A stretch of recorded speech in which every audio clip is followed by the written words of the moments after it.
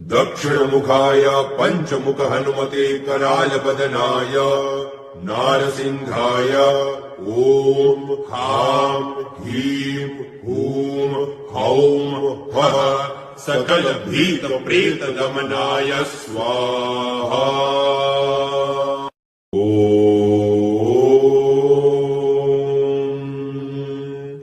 दक्षिणमुखाय पंचमुख हनुमते करालबदनाय नारसिंहाय ओम हां ह्रीं हूं हौं फः सकल भीत प्रेत दमनाय स्वाहा।